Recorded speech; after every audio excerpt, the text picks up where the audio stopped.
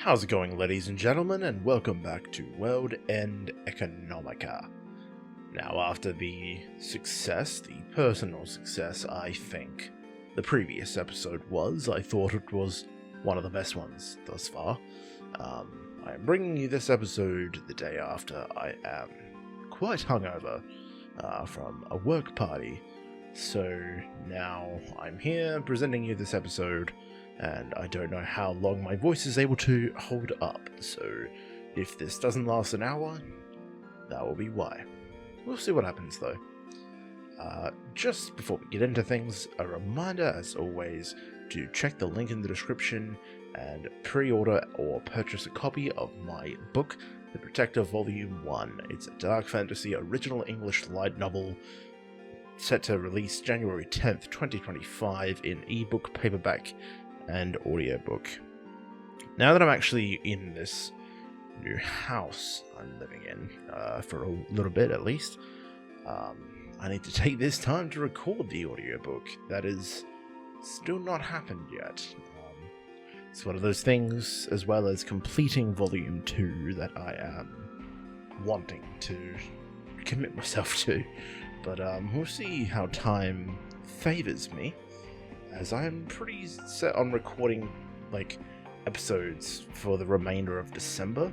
I've actually got a little remaining schedule of intermittent episodes between World End ECONOMiCA, but when we get to January, these might become a bit more sporadic. It just sort of depends when I want to play it. But yeah, for now, let's get back into it. However, even though Hagana asked me to teach her, there were very few things that I could explain using words. It was because I was the type of trader who looked at the prices every day, read the news, and then rode on the feel of the market. If he asked why I made a trade, I had nothing to say other than I looked at how everything felt. I had thought about explaining everything about a trading system once through, but once I thought about how I'd have to explain various things, it became a huge job. Even just going through the list of typical indicators that had an effect on stocks was a huge amount of material. From interest and exchange rates, energy prices, the things that affect stocks on a broad level, to gold and silver prices, to soybeans and wheat on the commodities market. Then there were the major market indices and dividend payments. By the time I explained a minute of different stock types and ownership ratios, I was exhausted. Once I thought about it, I realized I had pretty much explained in one sitting everything I had spent months researching. Hagana had an unbelievable memory and remembered it all. What's this? That? How is that related to the thing from before? She'd ask as we went. And then she quickly absorbed it all. If Lisa hadn't said to call it a day, Hagana might have squeezed information out of me all night. On that note, the next day I awoke to the sound of Hagana knocking on my door.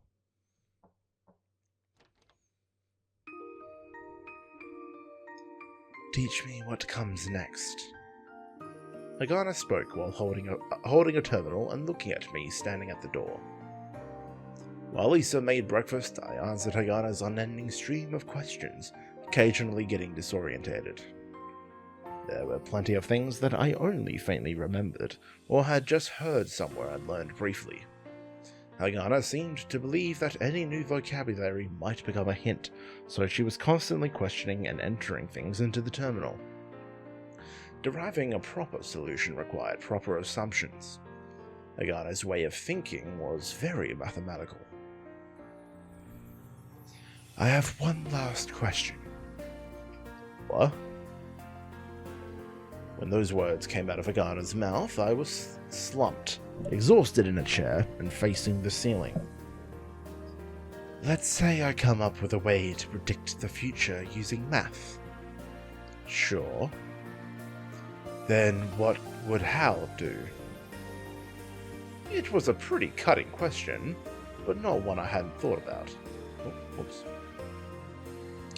If you find the perfect solution, I'm useless to you after all. But right now, there are 40 days of trading. I doubt you'll suddenly come upon the answer tomorrow, so until you find it, I'd probably be of use. You'll tell me how you think this stock price will move in the future using your math. And in my own way, I'll make decisions based on the method that had been making money for me. If we both think that it's going to work, doesn't that sound strong? Of course, if you later come up with the perfect solution. I hunched my shoulders and joked. Then why don't you manage my money? I don't believe that Hagana would suddenly find the ultimate answer to something that people have searched over 100 years for. But I think she might get someplace that was good enough, and that good enough should be able to bring in an amazing amount of profit. I am just going to quickly turn on my air conditioner. Nope. I think it's on now. No?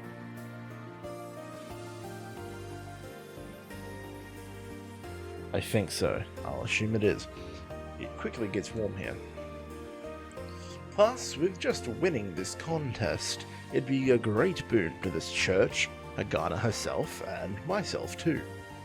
Hagana's black and frighteningly intelligent eyes looked at me and blinked. Then, shifting her gaze quickly, she spoke. Got it.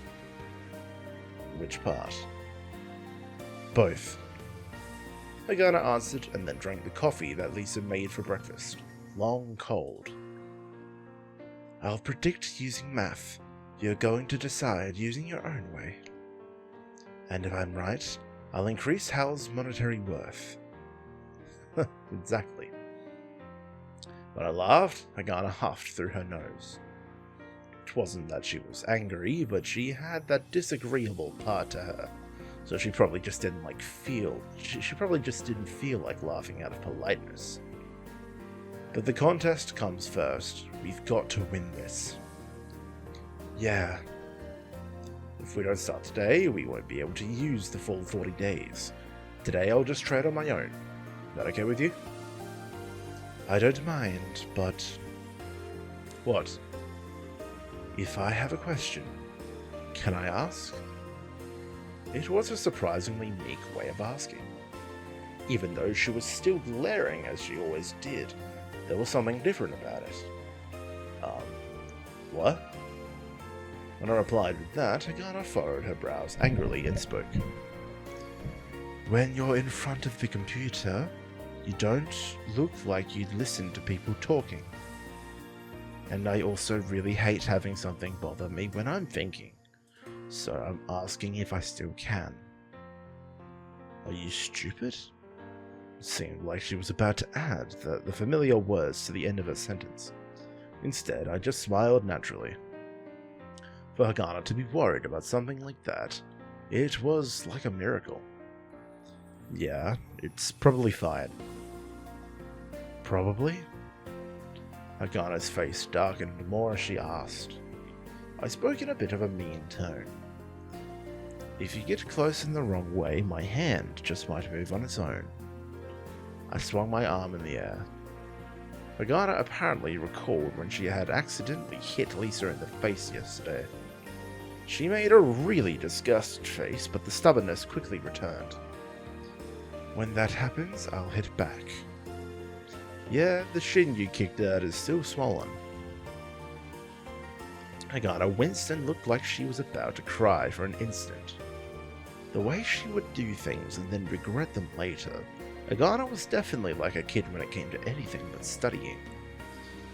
So when you're getting my attention, use something other than your feet. Hagana gave me a hard glare before nodding slowly. Got it. Great. And it's about time to trade. I went back to facing the screen, while Hagana sat on the other side of the table, looking at me. Hey, you wanna watch the trading? Hagana hesitated for a bit, then nodded. When I had looked around on the net beforehand, I learned one thing. The investment contest's virtual marketplace had a number of strange stock symbols.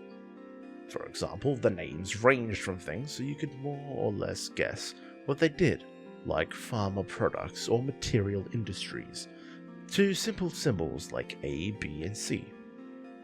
On the net, there were plenty of theories, from them not finishing the contest in time, to how there must be a reason things were named that way. Also, information that would be written for one stock often wasn't written for another.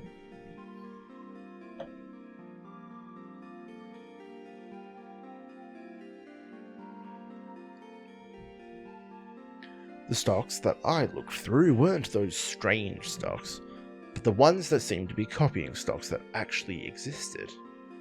It seemed that everyone else was also choosing to trade on the more approachable stocks, and there was lively trading at great volume of the stocks with familiar symbols. The instant I began to trade, I opened a number of browser windows. While gazing at the price movements, I kept switching windows until my eyes started to ache. I wasn't grasping those movements precisely, but when I tracked multiple prices at the same time, I could start to see a kind of pattern. This stock moved quickly, this one reacted slowly, or it's reacting to the exchange rate, or moving with the index. I started to see kinds of little quirks. What I latched onto the most was a stock that moved with the indices. Even in this fictitious market, just like the real ones, there were indices prepared to let you get a feel for the general market sentiment. For example, in the real world, amongst the stocks shown in the Lunar Stock Exchange's quotes, a core 150 would be chosen. Their prices averaged into what was called the Lunar Stock Exchange Price Index. This expressed the overall price movements of the market and was an important reference for stock trading.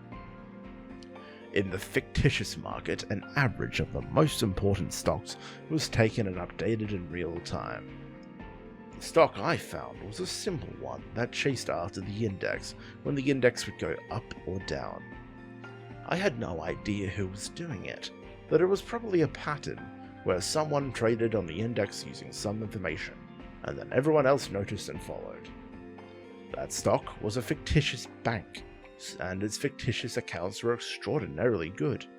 It's quite grandiose to say it, but it felt like that the price had gone up too far. Essentially, it was becoming a struggle between the guys who think the price will drop and the ones who think the price will keep rising. And that kind of struggle had a bit of a complicated system around it. In stocks, you could trade with the cash you have, or you could trade on credit by buying a margin or short selling stocks. For example, if you bought on margin, you'd borrow money and trade for more than you're worth. If you only had 100 moles, you could borrow 200 moles and buy 200 moles and buy 300 moles worth of stocks. Then, if that stock went up 10%, you'd get 30 moles in profit. At the end of the trade, you just return the 200 moles borrowed.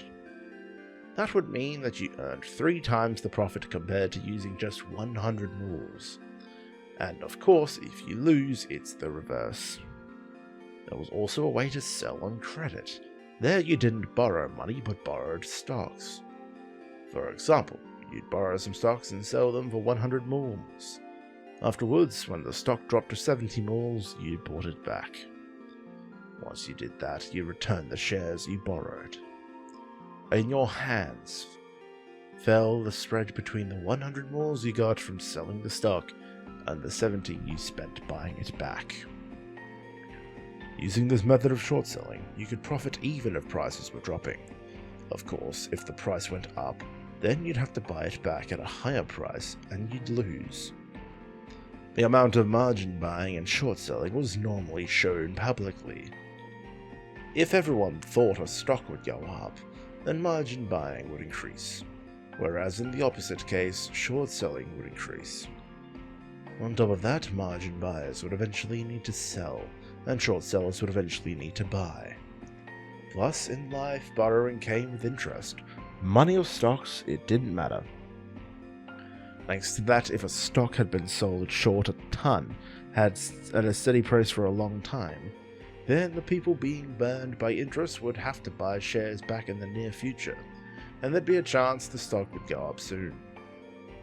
That was how you'd think about things. The stock I had found had quite a bit of volume, both on margin and short selling. It was probably because the price moved violently. Relatively speaking, there were about double the number of short sellers as margin buyers. So there were more people praying that the stock would go down. In most cases, betting with the crowd was how you'd lost. The reason was because the ones who had already sold short had put their trade out for the world to see, and their opponents were looking at that before deciding. The guy who moved last in rock, paper, scissors would win. Even looking at the trading records from yesterday and the day before, the fact that the daily trading volume was increasing was a good indicator. It reeked of everyone getting together and plotting a way to ruin the days of the short sellers. The more short sellers there were, the more stocks would have to be bought when the price rose to a dangerous point. And when the price went through the roof, the slower the short sellers were at buying back their shares, and thus the greater the damage. All of them would start buying, and the price would explode. This was a situation called short squeeze, but no one knew when it would happen, nor whether it would happen. The fact that the short interest had been piling up meant that the stock was bought for that much, and the buyers might be running out of money. If people weren't trading on the possibility of the short squeeze, then the stock price would naturally decrease. When it fell, the margin buyers would get afraid of losses and start selling. When that happened, it plummeted further. The further it drops, the more timid the buyers got. The end result was that the short sellers would win. Ultimately, I thought of stocks as this kind of mental battle.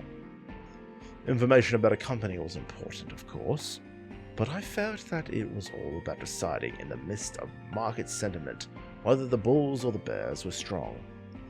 For those guys who'd buy the stock and hold it for 5 to 10 years, I think it was to look good. I think it was good to look at the performance of the company. Like crypto. But even if you did that, it'd take 10 years to finally have the stock price increase 5 to 10 times. Meanwhile, if you just build up 1% of profits every day, in 10 years it'd be an amazing amount. If I was going to fulfill my dreams of gathering the riches of the moon, this was the only way. I latched onto the stock and read the market sentiment. The sellers were in the lead, and looking at the board where buy/sell orders were posted, there were a number of large ones on the selling side. Because the sell orders came on the top of the board and the buy orders appeared on the bottom, it felt top-heavy, as if it were being forced downwards. Even now, the price looked like it would collapse, but it didn't. It just wouldn't go down. They were probably false orders. The orders were displayed on the board even though there were no real intention of completing them. The orders were placed to put pressure on everyone.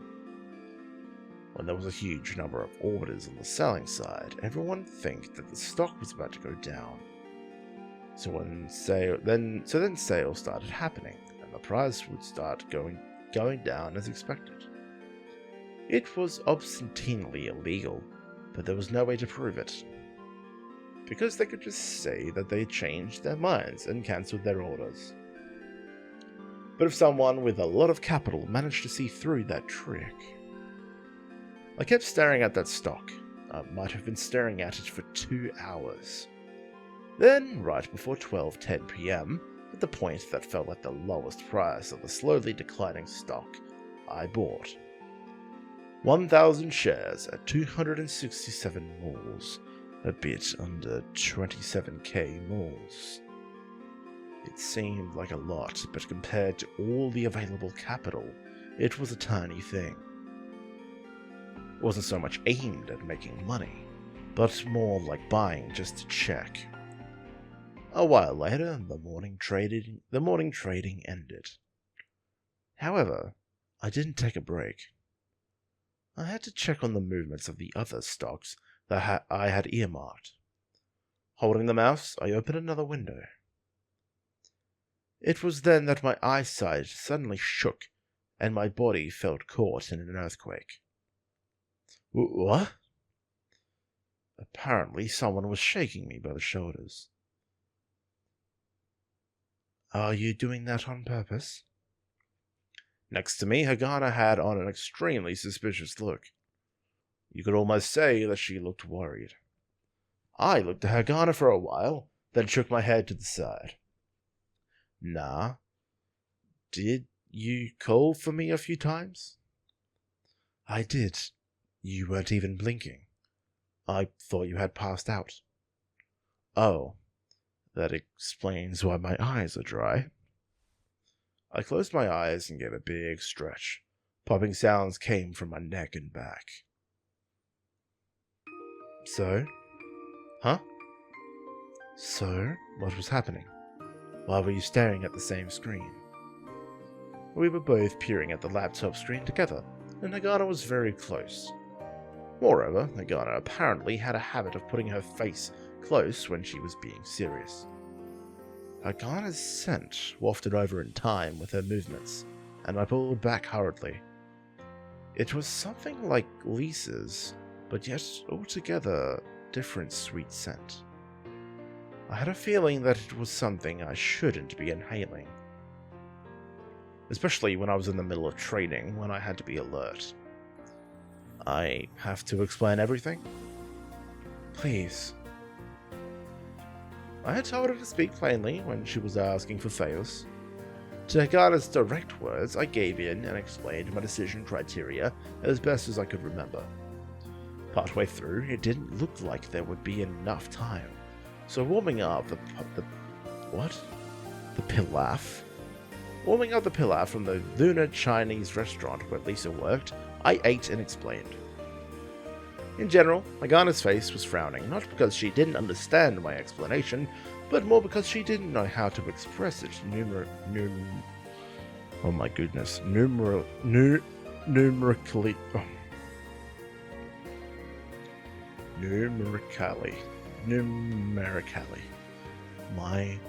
God. Numerically? Numerically. Oh my God. Numerically. I'm so tired, you guys. Numerically. Holy shit. I'm dumb. Plus, there was a more direct issue. So, what is this sentiment thing? I don't get it at all. Sentiments... well, the whole... What do you use to determine it? Well, for example, trade volume, info about the company, and the sentiment. Oh. Hagana gave an exasperated look at my circular explanation. If I could explain it properly, I would. But if I managed to explain it and you finish your theorem, then you won't need me, right? That's true. So yeah, since it's like that, until you don't need me, can't I be the only one who understands it? It was a pretty cheap reason, and Hagana's face made it obvious that she thought so too. However, I wasn't trying to hide it on purpose, and it seemed like she understood at least that much. Sighing, I quickly moved spoonfuls of pilaf into my mouth. If you lost in that trade just now, that would mean your thinking was wrong. Well, in the end, just look at the results, but... At Hagana's question, I looked at the computer screen that wasn't showing movements. I'll probably win. Why? Sentiment. Hagana made an angry face and glared at me, while I smiled a bit. I wasn't just saying I would win out of pride.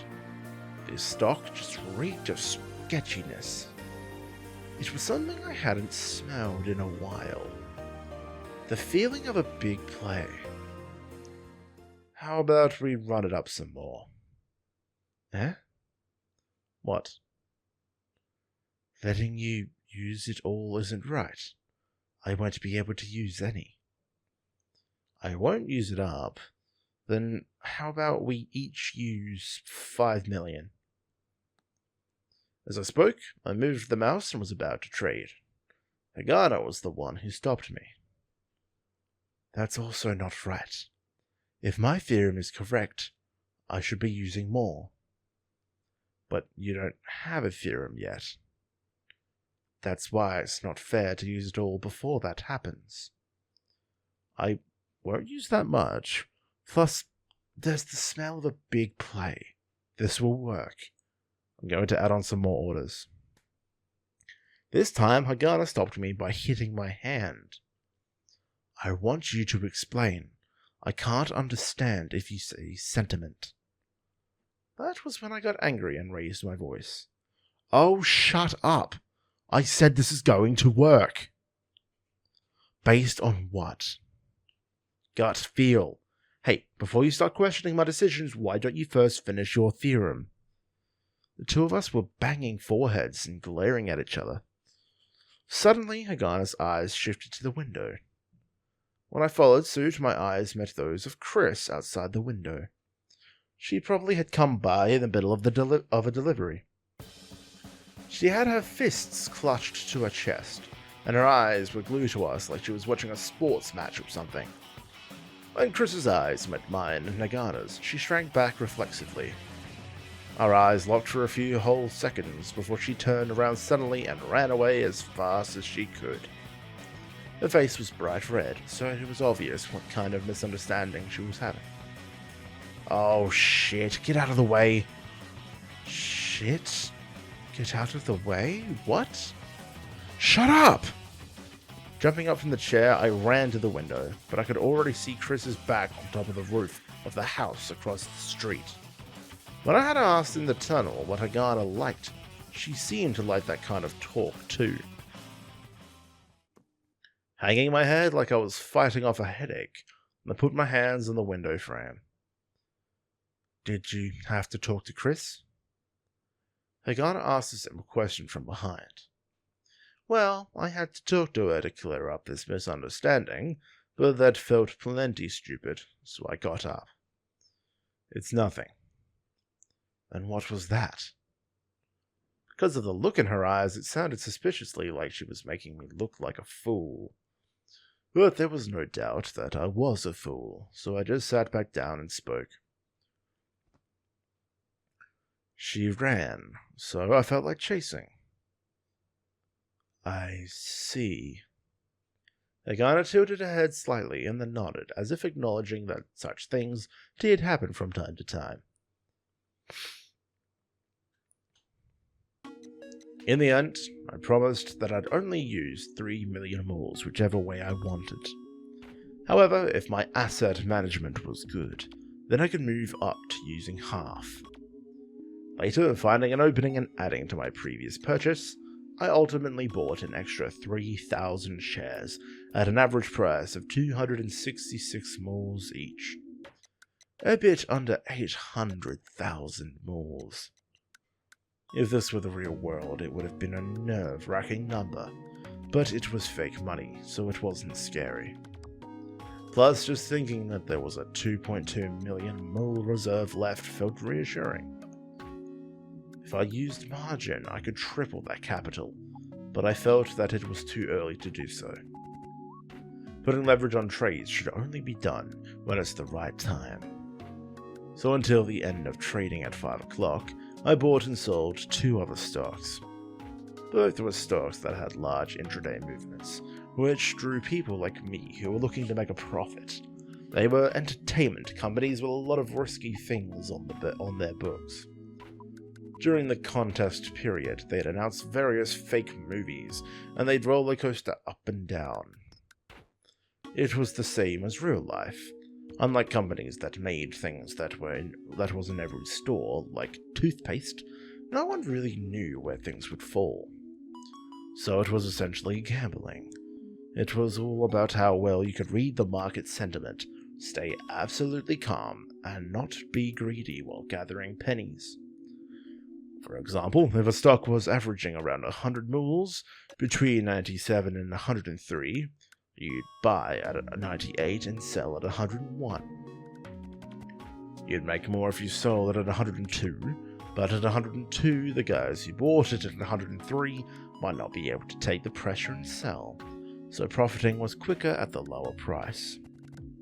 You wouldn't buy at 97 mules because if the price actually dropped down that low, everyone would be afraid it might drop further, and suddenly the buyers would pull back and the price would fall through the floor. When that happened, what was once averaging around 100 mules could start averaging around 97. That kind of trading, going back and forth, took place in a matter of minutes, extending to perhaps 15 minutes at the most. During that time, I'd switch screens constantly, using certain criteria to search for stocks that I hadn't looked at yet, gazing at the price movements, news, financials, or the economic situation. If I got time, I'd look at the mix of lies and truths amongst net chatter. That also had an effect on real trading. So in the smaller universe of the investment contest, I figured it must be more so. Finally, with 15 minutes left of trading, I checked all my orders. With the exception of that suspicious stock, I sold my other positions without registering any losses. I did that because in the stock market, demons lurked in the last 10 minutes. In those last 10 minutes, everyone killed their orders, and it'd be hard sometimes to complete trades.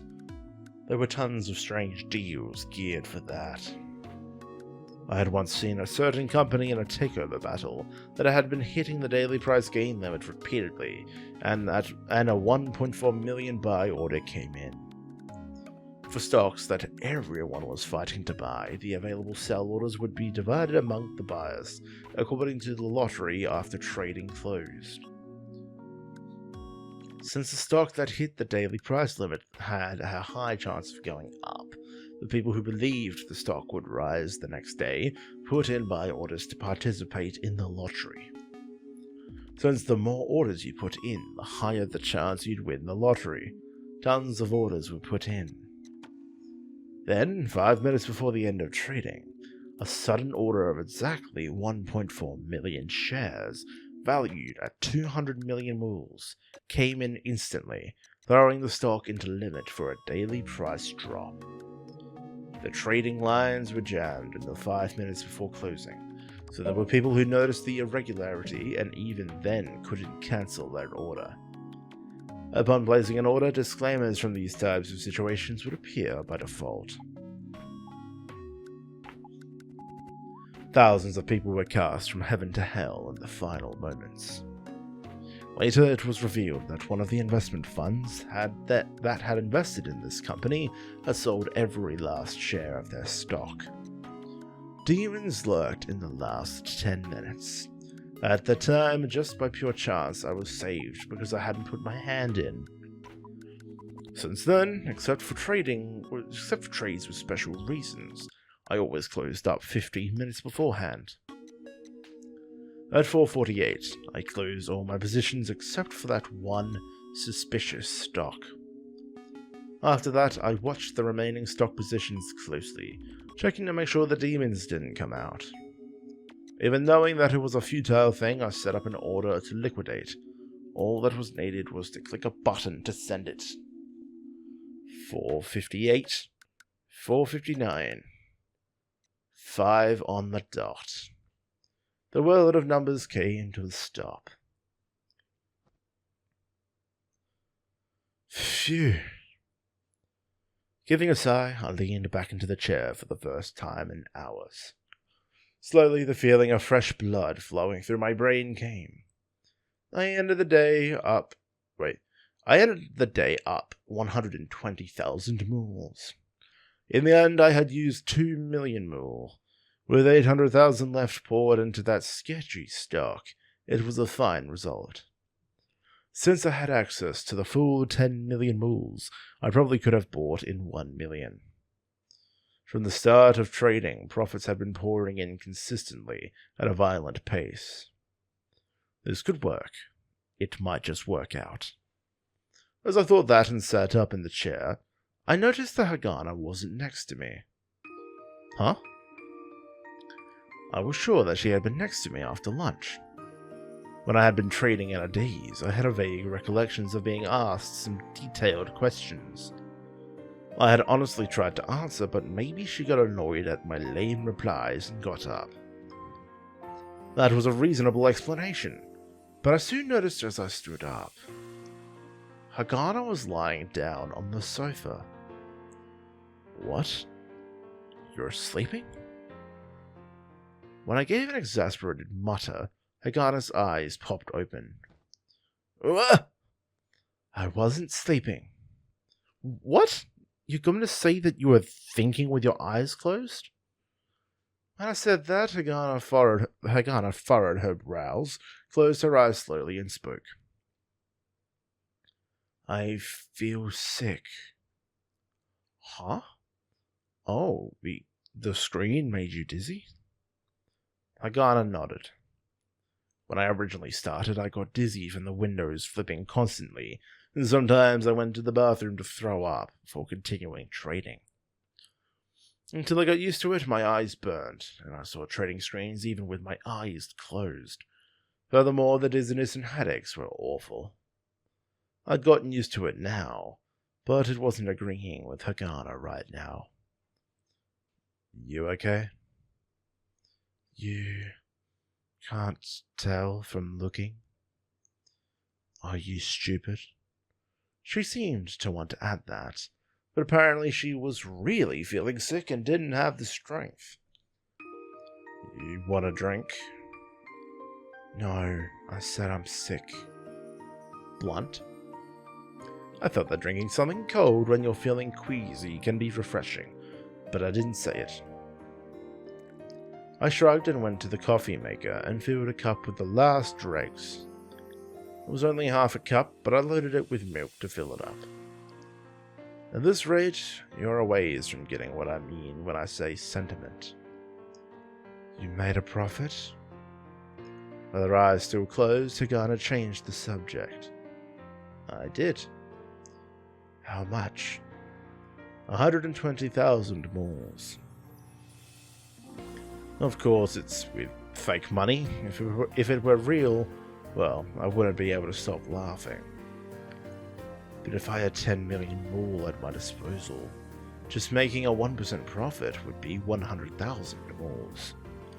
That's how the world worked. The rich got richer. But even if I made 1% every day, I wouldn't be able to catch up. Really? The guy on top is someone with that stupid name. Mr. Trosh or something. Right now, with 23 days of trading, he has 49.52 million moles. Up almost 5 times. How is he doing that? No clue, but I think he's the same type as me. Type? He makes a ton of trades over and over. However much a company can skyrocket, in 40 days at best it double, maybe triple. However, making 1% on a single trade isn't difficult. You do that 10 to 20 times every day. If you don't do it that way, you can't get to quintupling your money in 23 days. Makes sense? That or from the start he went full on. Full? What's that? I taught you about buying on margin, right? Full on is doing that full throttle from the beginning. Essentially, every trade, you always put everything you could behind it. If you did that, you'd always triple your returns. And why isn't Hal doing that? I knew she was going to ask that. If things don't go well, you're also 3 times as likely to lose your cool. Don't you get it? A loss of 10% on a normal trade becomes a 30% loss.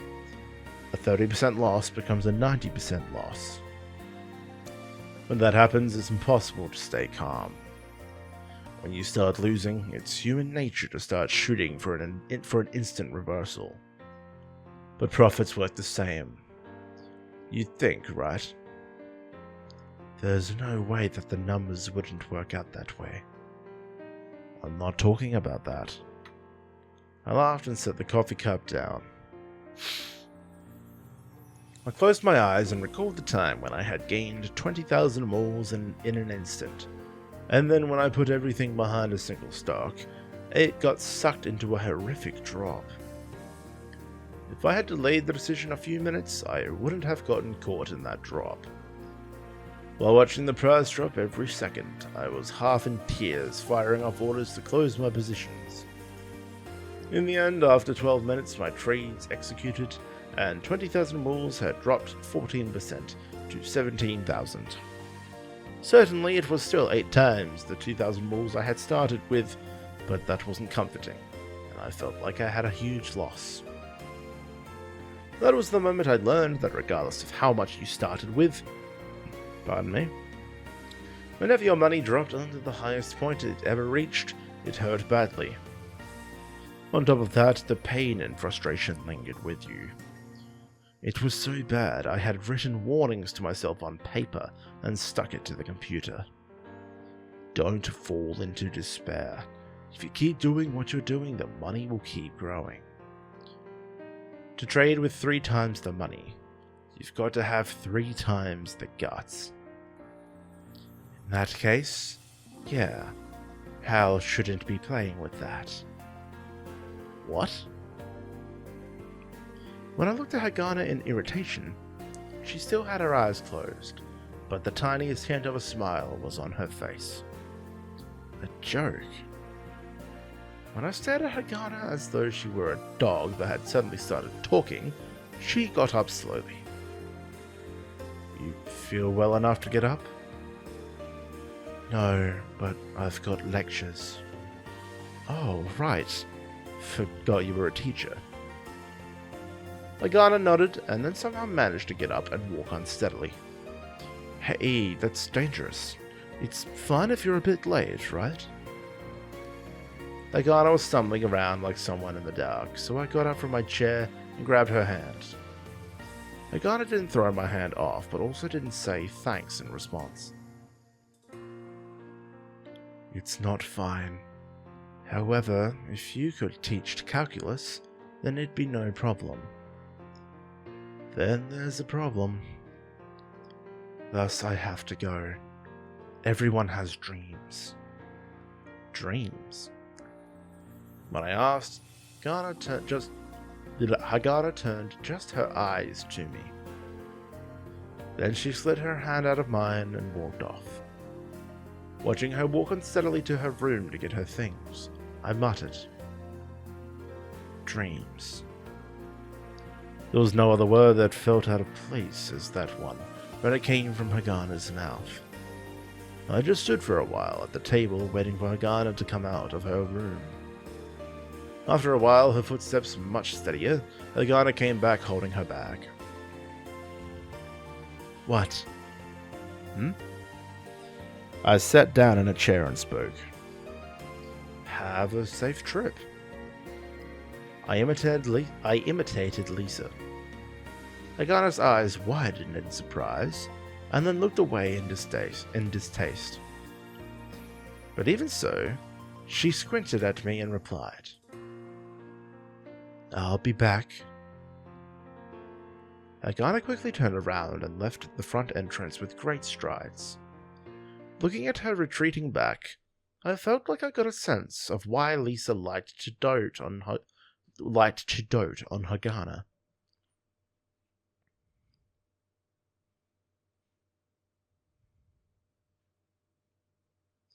The next day, when I went out to eat breakfast, Hagana came out holding her terminal. It was annoying listening to Lisa's scolding, so I finished breakfast quickly before focusing on the screen. Hagana may or may not have thought my actions were a brilliant idea, but she was about to get scolded by Lisa too, so she put away her terminal. Now, instead of staring at her terminal, she was eating her bread with bigger bites than usual. But even so, Hagana wasn't stuffing her cheeks full like Chris, and in the end, she finished in about the same time as usual. At that point, I started trading. Today, Hagana wasn't watching next to me, but kept fiddling with her terminal at the same table. I had copied the data from Investment Contest's official page, so she was using that as a basis for her thought experiments. Lisa didn't have her part-time job today, so after she was done with the housework, she made coffee for me, cocoa for Hagana, and then started reading on the sofa. Today it was a book about a theologist?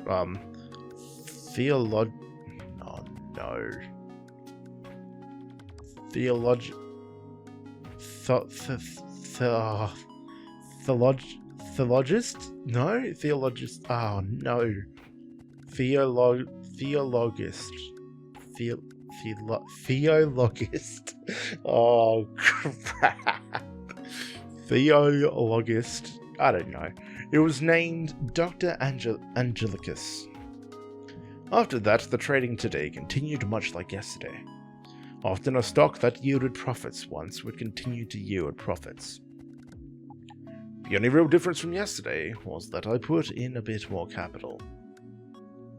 That sketchy stock was hanging around 272 moles today. It was headed a bit upwards, but the short sales were piling up further. In the morning market, I managed to pull in 90,000 moles of profit off the stocks I profited on yesterday. That left me with a net gain of 210,000 moles. It wasn't bad, but hopelessly insufficient. The instant the morning session ended, I was foul-mouthed. Shit.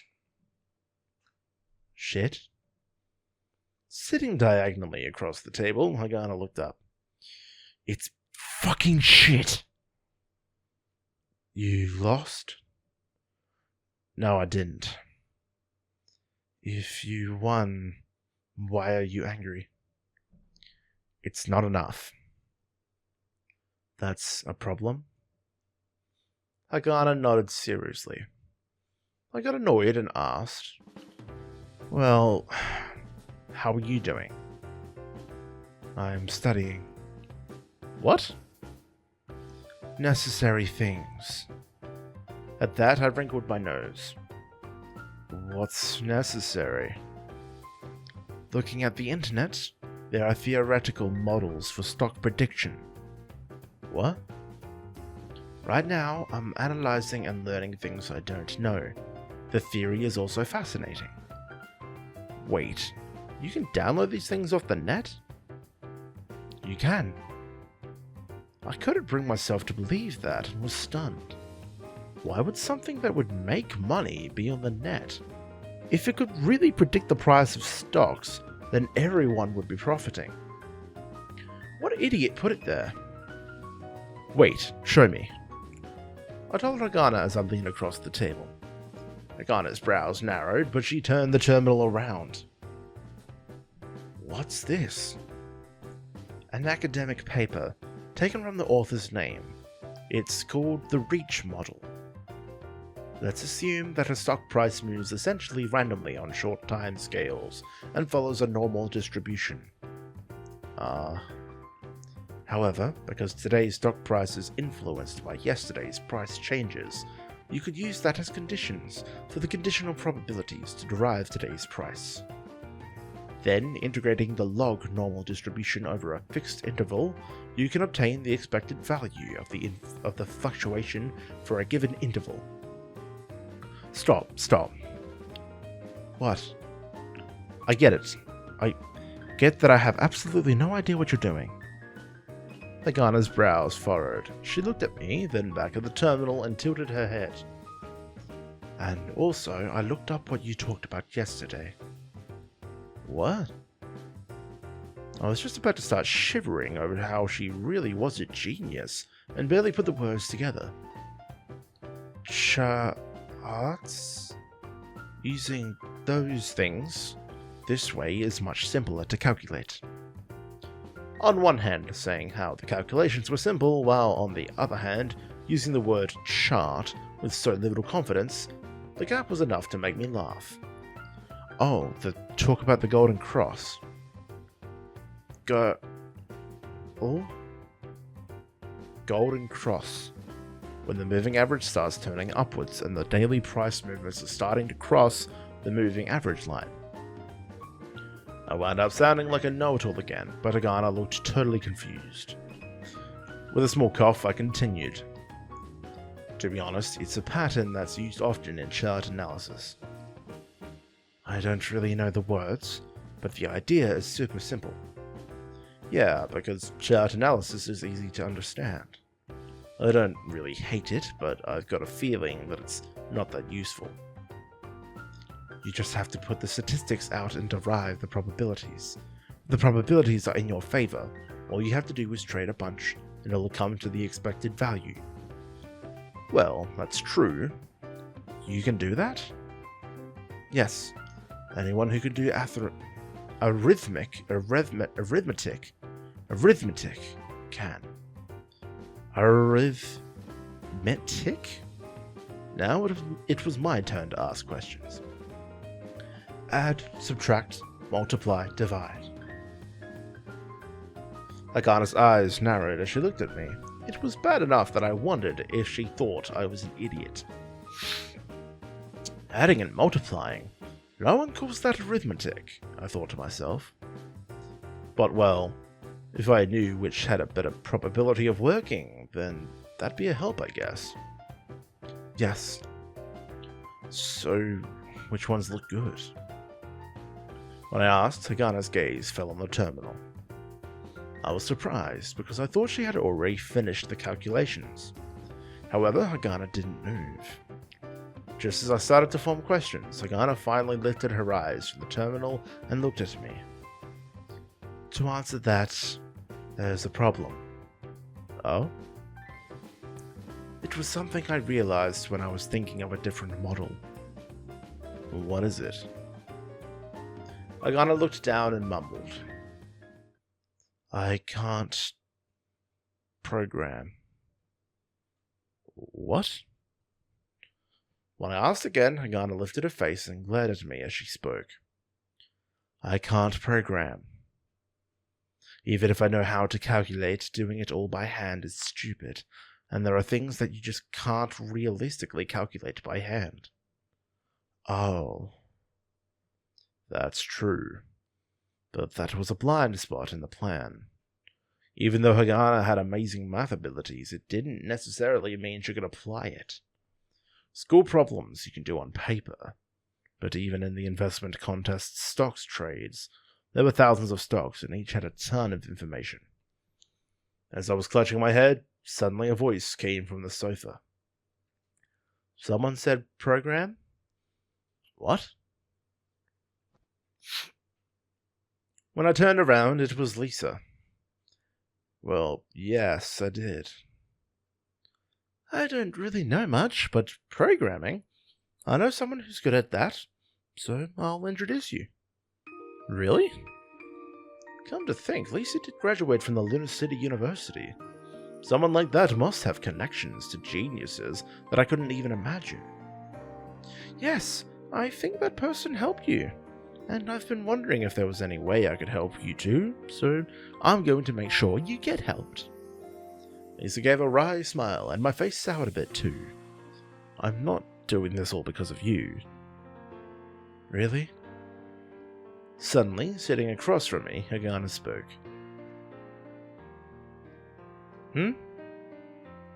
Agana turned around, glaring at me. You're not doing this for Lisa?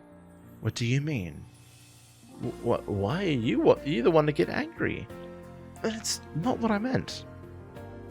Then what did you mean?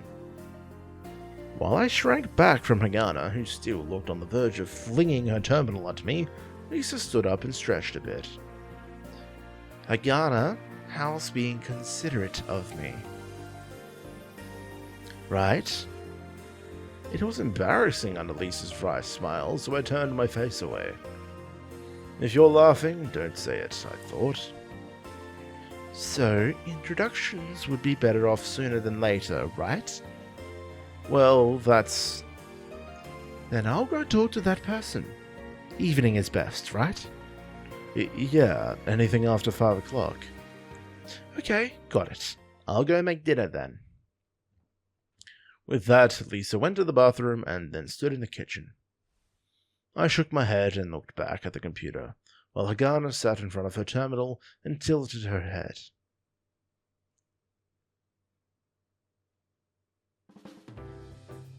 Okay, I think that is where I am going to leave things for now. Just under an hour. I'm sure you can tell my voice is really shoddy right now. I did want to record the next episode of a game I wanted to play, but I might have to leave that for tomorrow. Alright, well, hope you guys enjoyed. Don't forget to check out the link in the description to buy a copy of my book. Don't forget to subscribe, and I will see you all next time.